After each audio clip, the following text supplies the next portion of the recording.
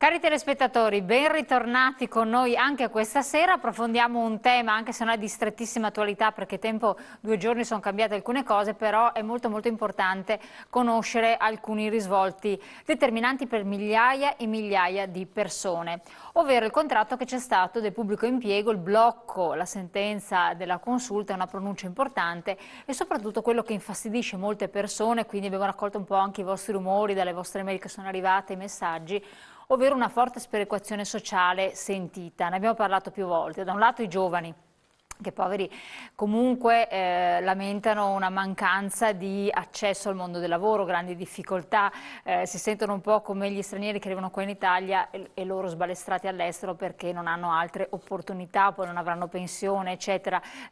Percezioni di reddito nettamente differenti dai propri genitori e così via.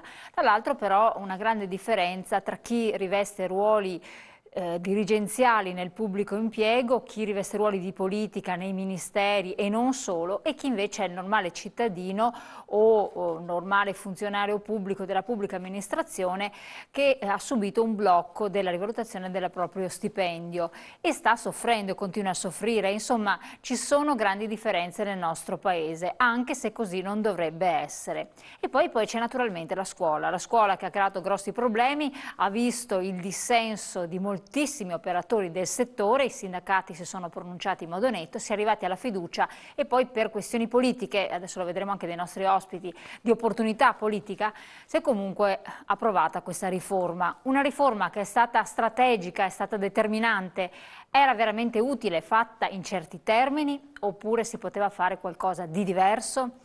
Vedremo cosa ne pensano. I protagonisti della nostra serata ve li presento subito. Massimo Zanetti, segretario generale della UIL Pubblica Amministrazione, ben arrivato qui con noi. Gennaro Marotta dell'Italia dei Valori, funzionario della Pubblica Amministrazione. Tra l'altro molto interessante, grazie anche a lei, perché è operativo nel Comune di Venezia, quindi un comune che ha visto, ci siamo 18 licenziamenti, qualche problemino, e quindi ci aiuterà a comprendere meglio queste dinamiche. Poi Concettina Cupani, segretaria generale CISL Scuola Veneto. Buonasera. Grazie anche a lei, quindi la scuola e cosa sta succedendo per capire meglio. Poi abbiamo naturalmente Adriano Pozzato della CISL del Veneto, grazie anche a lei, funzione pubblica. Stiamo attendendo, speriamo che ci possa raggiungere anche la CGIL, però intanto abbiamo Emanuele Rosina, consigliere comunale a Monselice, Lega Nord, grazie anche a lei. Jacopo Berti, neoconsigliere regionale Movimento 5 Stelle, grazie di essere arrivato. Fabio Bui, vicepresidente della provincia di Padova, sindaco di Loreggia e ha un ruolo nel PD a Padova, comunque grazie di essere arrivato. Allora, come avete visto, tutti i nostri protagonisti odierni hanno a che fare con la pubblica amministrazione in un modo o nell'altro e quindi hanno titolo a parlare con cognizione di causa. Questo lo dico perché tante volte avete fatto delle osservazioni dicendo ma cosa ne può sapere questa persona? No, in genere si cerca di invitare ospiti che hanno sempre avuto a che fare e anche con più ruoli, con più vesti di carattere istituzionale. Detto questo, sperequazioni effettivamente ce ne sono tante, vediamo un po' il primo contributo che ci dà un po' una provocazione a riguardo. Mi scusi signora Lombardo, no, non vogliamo mica ammazzarla. Mi scusi signora, vogliamo chiederle qualcosa sul vitalizio. Non se ne vada. Vogliamo chiederle qualcosa sul vitalizio, 5.100 euro. 5.139 euro, signora. Vorremmo sapere qualcosa, signora, sul vitalizio. Insomma, 20 anni di lavoro, 5.139 euro al mese? La donna al volante è Claudia Lombardo, ha 42 anni, per 20 è stata consigliera regionale della Sardegna. Grazie a questo incarico pubblico e ai contributi versati a spese dei cittadini, dal 2014 percepisce un vitalizio di 5.130 euro netti al mese. Signora, non scappi, non ha niente di cui vergognarsi. Io mi vedo praticamente in età di pensione barbona sotto a un ponte perché non ci saranno neanche dei figli che magari si prendono cura di me. Questa donna invece è Daniela Lupreto, ha 40 anni di età e 20 anni di contributi. A riposo ci andrà nel 2042, secondo i calcoli INPS, e percepirà una pensione di 55 euro e 30 centesimi al mese. La mia pensione sarà di poco più di 50 euro. 50 euro al mese? Sì, al mese. Sia il vitalizio presente di Claudia Lombardo che la pensione futura di Daniela Lubreto sono figlie delle norme italiane. La Lombardo è entrata nel 1994 nel Consiglio regionale della Sardegna, ereditando di fatto il posto del padre. Anche Lombardo Senior non aveva gradito le domande sul vitalizio della figlia, quando un anno fa gli erano state rivolte dal cronista della Gabbia. Dottor Lombardo, possiamo fare due chiacchiere con lei? È il padre di Claudia. Volevamo parlare del vitalizio di sua figlia. Eccoci qua. Allora, incominciamo. È stata una provocazione, questa l'avete capita, però ricalca quella che è una realtà di fatto. Cioè, fosse fantasia, capisco, purtroppo è la durissima realtà, che vede tra l'altro sperequazioni anche tra i normali dipendenti pubblici. Stiamo parlando del Comune di Venezia, ce ne sono tantissimi che hanno il dito puntato contro, guadagnano, non so quanto mi hanno detto, 1200. Poi lo adesso lo vedremo. E giovani che non hanno nessun tipo di speranza, è disastrosa la questione, poi gente che veramente, vabbè, c'è il paradosso. Io cominciamo con lei, perché lei ha sempre, tra l'altro, lavorato molto all'intendenza di finanza, per cui ha dei dati che sono abbastanza importanti in mano, un background di conoscenze.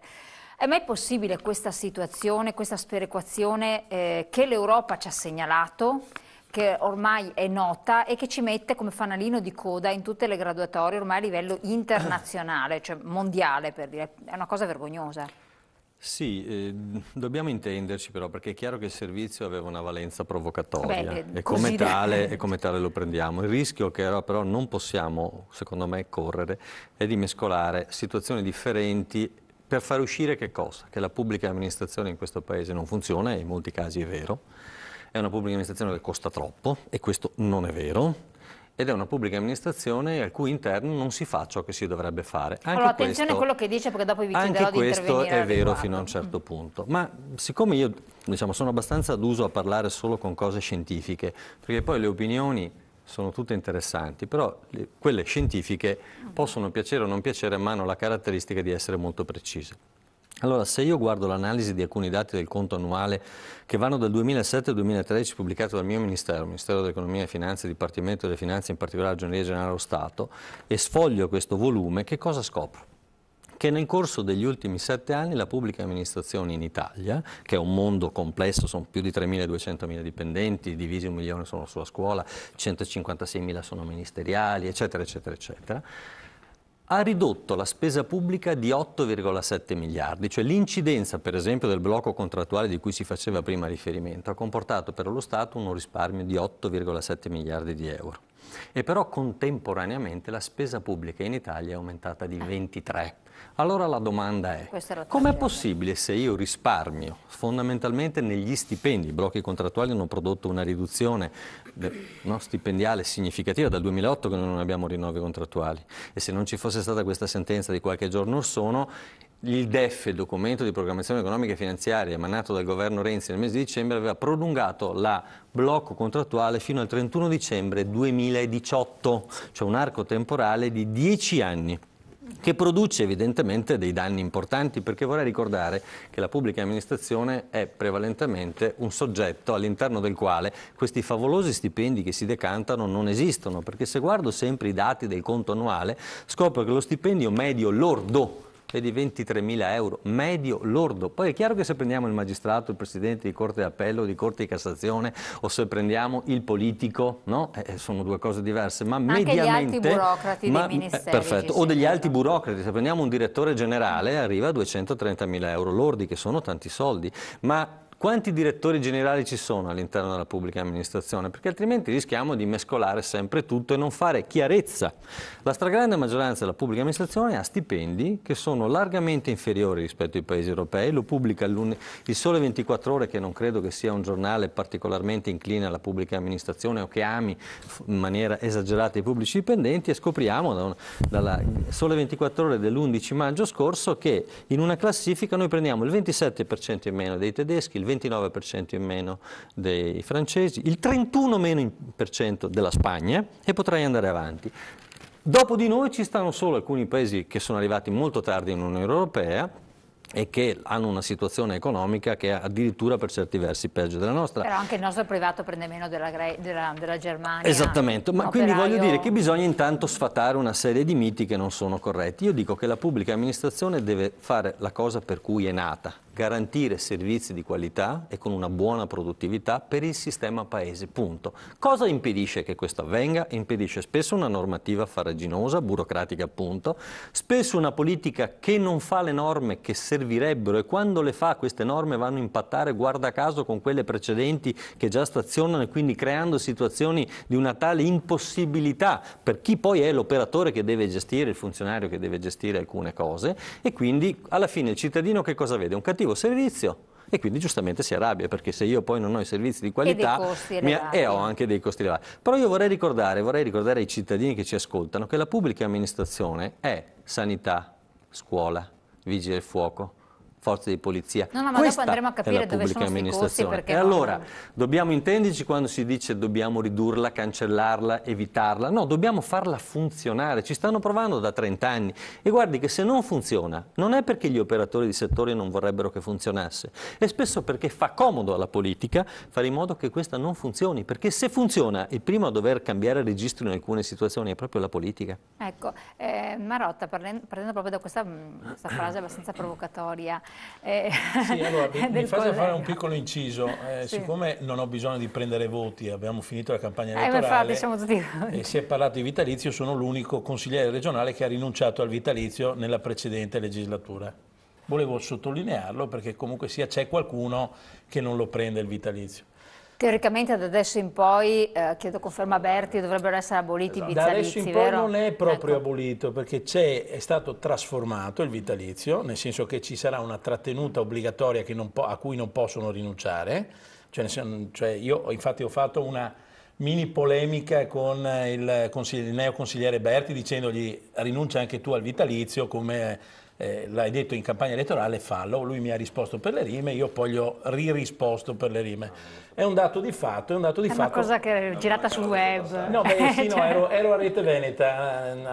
Vabbè, comunque sia, morale della favola, è vero, questo riconosco, è vero, che la legge che è stata fatta prevede una obbligatorietà del versamento del contributo che viene dato dai consiglieri, viene trattenuto direttamente e non c'è più la possibilità di chiedere la restituzione, quindi di fare marcia indietro o di chiudere. Per il Veneto, attenzione, per il Veneto, perché il sì, resto, poi parliamo delle altre regioni, è logico, sui vitalizi si aprirebbe un fronte, perché anche qua stiamo parlando di pubblica amministrazione. Lo so, perché per sui vitalizi, se noi ci mettiamo dentro solamente la Sicilia, io vorrei capire come sia possibile oggi, nel 2015, che ci sia un nipote di un ex consigliere regionale, deputato dell'Assemblea regionale siciliana, che ha fatto il deputato nel 58 e oggi il nipote prende un vitalizio, cioè cose che non stanno né in cielo né in terra, solamente in Italia è pensabile una cosa del genere. Noi abbiamo per fortuna in Veneto qualcosa di molto più limitato, però comunque sono costi della politica. Io ho apprezzato quello che ha detto Jacopo, ci diamo del tu, Prego. Se vuoi ti do del lei, non ho nessun problema. Del tu senza nessun Io ho problema. apprezzato Jacopo che ha detto noi ci batteremo per l'eliminazione dei vitalizi, ti do una sponda in più. A me risulta che lo abbia detto e lo abbia scritto anche nel suo programma anche il governatore Zaia. Quindi non dovreste avere grandi problemi a eliminarli, perché io ci ho provato nella legislatura precedente, ma purtroppo non ci si è arrivati, perché comunque non ci si è arrivati. È per quello che io ho fatto la mia rinuncia personale. Questo per quanto riguarda i vitalizi. Sulla questione della pubblica amministrazione, a parte che l'amico Massimo Zanetti ha già dato un quadro generale molto, molto preciso e non certo mi ripeto perché lui è molto più competente di me. Io vivo la mia professionalità. Bravo, infatti questo ci interessa molto perché tutti hanno conosciuto i dati di Venezia. Il mio mestiere, sono tornato a fare il mio mestiere perché io lo facevo già prima, ho fatto 30 anni di amministrazione prima e continuo a farlo adesso. Il 99%, mi permetterei di dire, dei dipendenti pubblici cercano di fare bene il loro lavoro. E il problema è la politica. Allora, se la politica si pone in maniera giusta, giusta cosa vuol dire? Dare delle regole, dare delle norme che siano applicabili. Perché se poi le norme non sono applicabili, ha ragione Massimo, i funzionari, i dirigenti si trovano nella condizione di non poter applicare e il cittadino dice A me non interessa nulla se tu funzionario non puoi applicare la norma e tu politico hai dato una norma sbagliata e fate baruffa tra di voi, perché mentre fate baruffa in mezzo ci sono io e quindi non ho il servizio. Esatto. Questo è il problema reale. Le cito un esempio banale. Abbiamo fatto l'altra volta, lei si ricorda che c'è stato quel problema con il calcio balilla di quel commerciante, sì. Dell'esercente che aveva il calcio balilla, ha preso 1.400 euro di multa, no?